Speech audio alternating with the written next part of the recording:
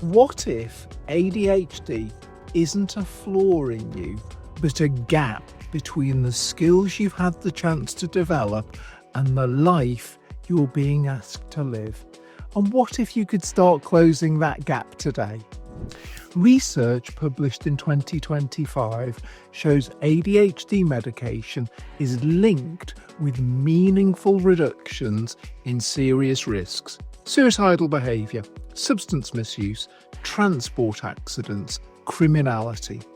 That matters, but medication on its own doesn't teach the everyday skills that make improvement last. That's where a developmental approach comes in.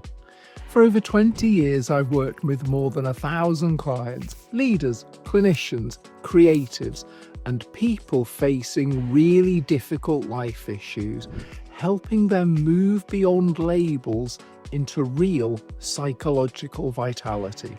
My first degree was in biochemistry at Manchester Medical School, where I researched the biochemistry of mood and behaviour, and later taught research methods to postgraduates.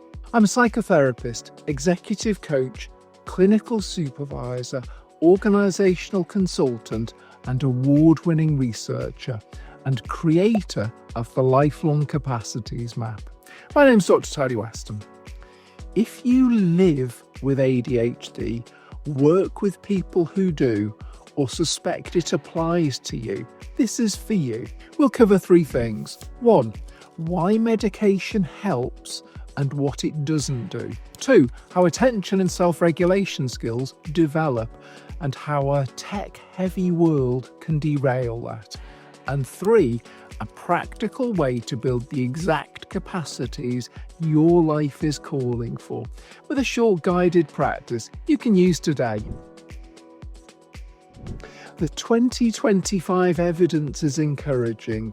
Starting medication is associated with lower risks of really serious outcomes. It can stabilise your day so you can function, and sometimes that's the difference between coping and crisis. What it doesn't do is teach the specific skills many people with ADHD find underdeveloped relative to the demands of their life. Impulse control, competency 6.1, pausing before you act or speak. Focus and attentional control, competency 2.3, staying with low novelty tasks long enough to finish. Adaptive self-monitoring, that's competency 10.3, noticing where you're drifting and adjusting in real time. Adaptive emotional processing, that's competency 1.2, feeling feelings without being flooded. These are learnable skills. When they develop, changes hold. Medication can steady the day, and while it's active, many people feel more focused and less impulsive. That's real and often really helpful. The important nuance is that medication changes your state. Unless we also train the underlying capacities, the effect fades as the dose wears off, and you can feel more depleted than when you started. On this channel, we use PsycheVita, a way of thinking about psychological vitality on a simple 0 to 5 scale. Instead of what's wrong with me, we ask what's alive in me and what wants to grow. ADHD-type struggles reduce vitality when capacity and context are out of match. If early life didn't give you enough chances to practice focusing, pausing, or self-monitoring, those capacities can be underdeveloped for the classroom, the workplace, or modern life. This is how it works.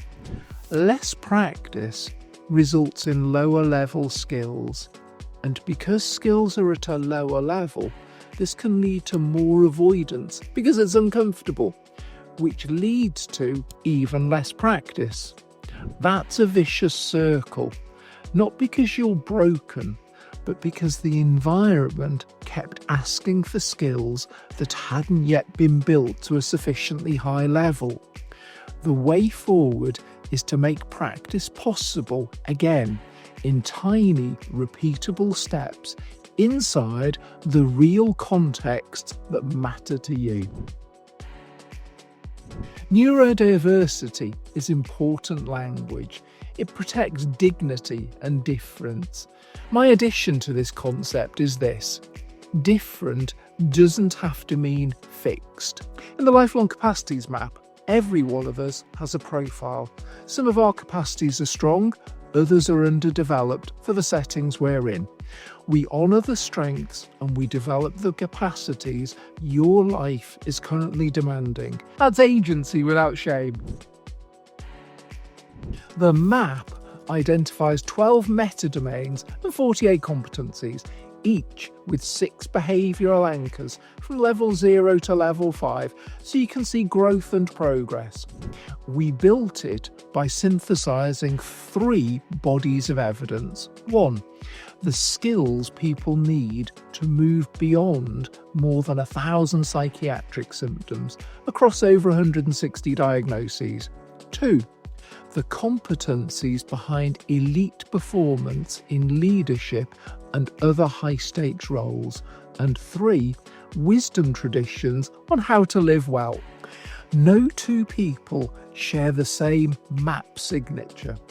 In ADHD, I often see lower development in these competencies. 6.1 Impulse control, 2.3 Focus and attentional control, 10.3 Adaptive self-monitoring, and 1.2 Adaptive emotional processing. Sometimes also 6.4 Reliable execution and follow-through. But your pattern will be uniquely yours, and that's the point. It tells us where to practice. Brains change with what we practice. Here's just 3 examples of neuroplasticity. London taxi drivers who learn the knowledge how to navigate all of London's 25,000 streets show growth in brain areas used for spatial memory. Violin players have an enlarged brain representation of the fingers in their left hand, the hand that works the strings with fine movements. Long-term meditation and mindfulness practice is linked with changes in brain regions for attention and emotional regulation. Practice shapes brain structure, and changing brain structure supports better functioning. ADHD is not exempt from that truth. If you use a Garmin watch, the body battery feature gives us a simple read on whether we're charging or draining our body battery. When we're on the go, working, thinking hard, we're generally in discharge mode, consuming some of the fixed amount of energy we have for today. We're in recharge mode when our system settles, a slower heart rate, higher heart rate variability, proper rest and sleep, or deliberate calming practices. Stimulant medication can be excellent for go mode. It helps you get traction. Physiologically, though, it often nudges the body towards alert rather than recovery. So even if you're seated at a desk, you'll tend to keep discharging. That's why people sometimes feel they're performing better during the dose, and then, when it wears off, notice a dip. More tired, less able to pause, their focus becomes thinner. They've used more of the battery to get the work done. So here's the catch with stimulants like Ritalin. They can give you the perception of being more in control, more relaxed, more capable. But underneath, the body is in accelerated consumption. It's like driving with your foot hard down on the accelerator. A smooth ride at first, but the fuel burns faster.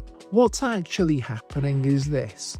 Ritalin increases dopamine and noradrenaline, also called norepinephrine, in the synapse. That accelerates central nervous system activity, specifically the sympathetic nervous system. So even if you feel settled or soothed, your physiology is more activated. Your heart rate rises, your blood pressure rises, and your metabolic rate rises. Over time, if it isn't managed with recovery, that can mean depletion, disrupted sleep, suppressed appetite, emotional volatility.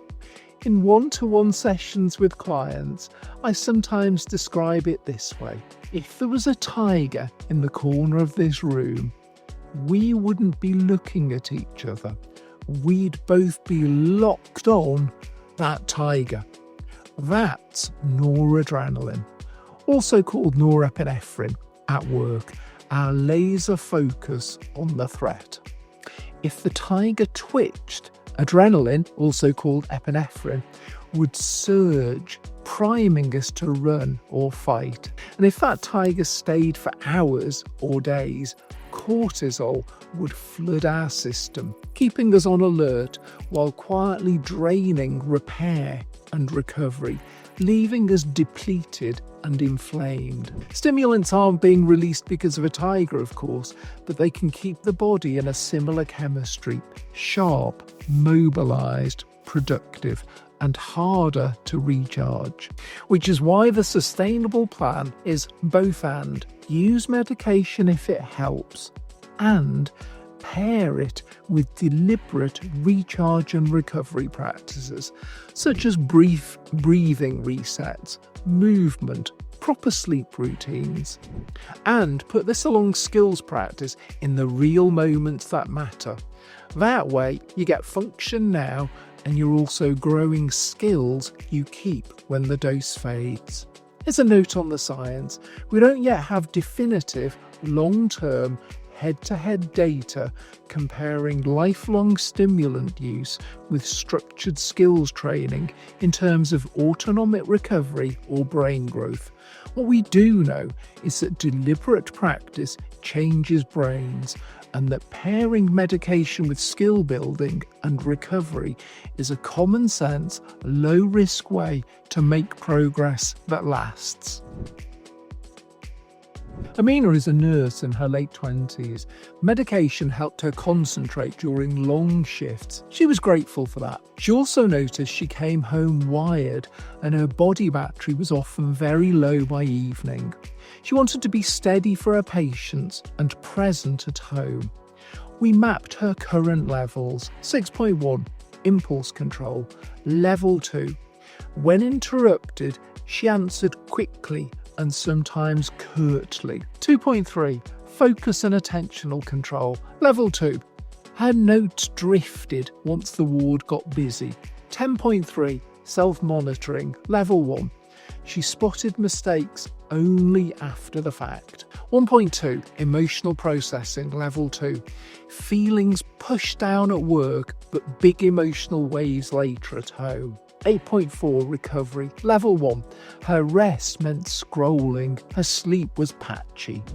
We kept changes small and kind.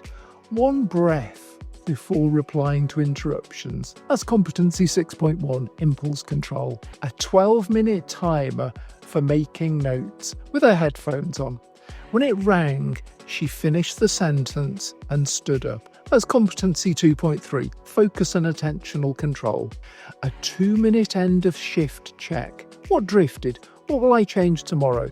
That's 10.3, adaptive self-monitoring. A 60-second name and contain pause when her emotions rose. That's 1.2, adaptive emotional processing. And 15 minutes phone-free after getting home. Having a cup of tea, slower breathing, feet on the floor. That's 8.4, recovery and decompression practices.